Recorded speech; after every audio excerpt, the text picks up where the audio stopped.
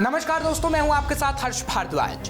बंदूक, मिसाइल या फिर तोप, न जाने क्या क्या पहले हम दूसरे देशों से लिया करते थे, लेकिन अब यही हम दूसरे देशों को बेच रहे हैं, जिसका सबूत आज हम आपको दिखाने जा रहे हैं और आपको बताएंगे कि कैसे भारत ने रक्षा से जुड़े सामान कई देशों से बेचकर 21,000 करोड़ कमाए हैं। जी हां, 21,000 करोड़ कम रकम नहीं होती है, और वो भी एक साल के अंदर अंदर। यानी 21,000 करोड़ एक साल के अंदर भारत ने कमाए हैं, वो भी अपनी मिसाइलों, तोप और कई ऐसी चीजों को बेचकर जो भारत के अंदर ही बन रहे हैं।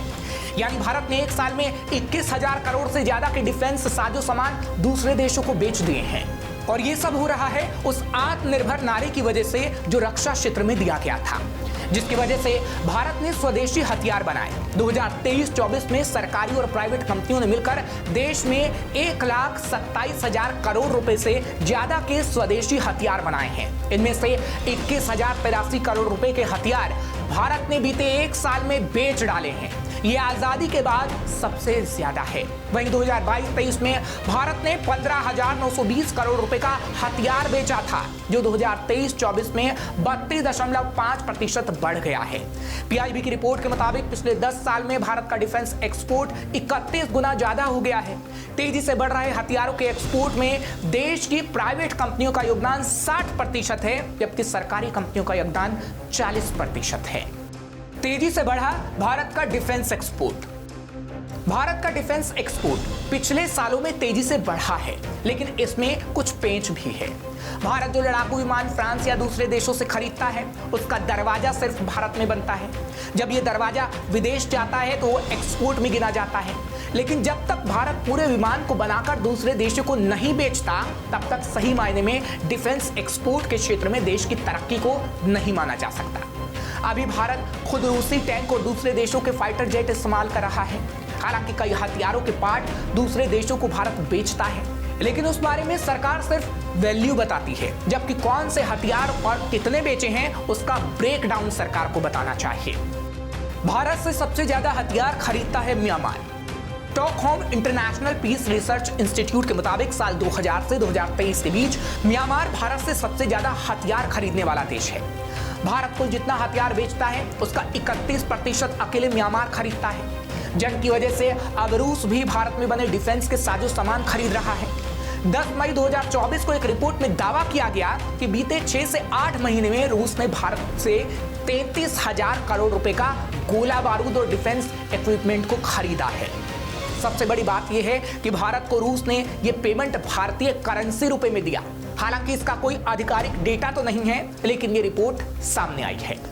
फिलीपींस खरीद रहा भारत के हथियार। 19 अप्रैल 2024 को भारत ने साउथ चाइना सी में चीन को टक्कर दे रहे फिलीपींस को ब्रह्मोस सुपरसोनिक क्रूज मिसाइलों की पहली खेप सौंपी थी। दरअसल फिलीपींस पहला ऐसा देश है जिसे भारत ने ब्रह्मोस बेचा है।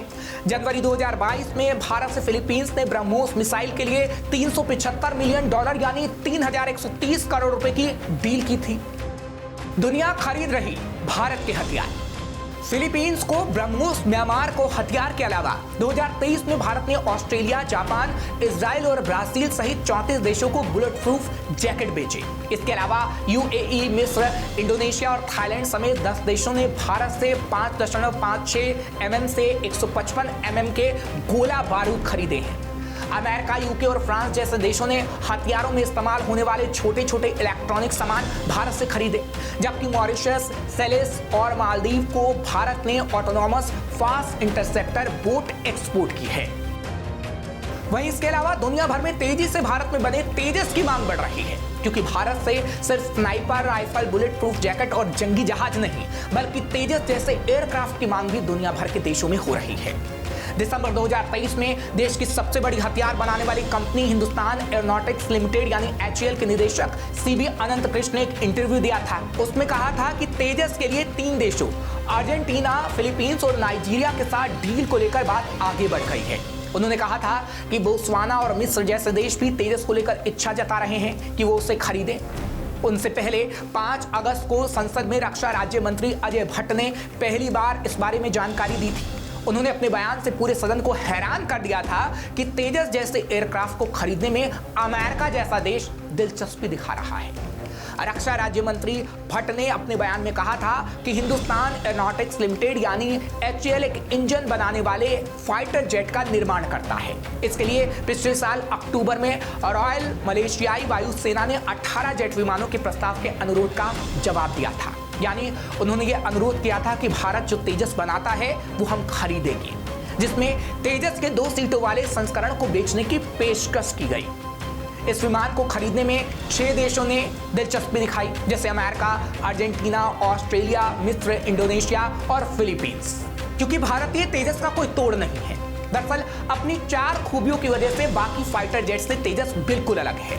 इस वक्त भारतीय वायुसेना के बेड़े में जो टॉप फाइटर जेट हैं उसमें Sukhoi Su-30 MKI, Rafale, Miraj, MiG-29 और तेजस का नाम शामिल है। तेजस अपनी खूबियों की वजह से बाकी के चारों फाइटर जेट से बिल्कुल अलग और खास है।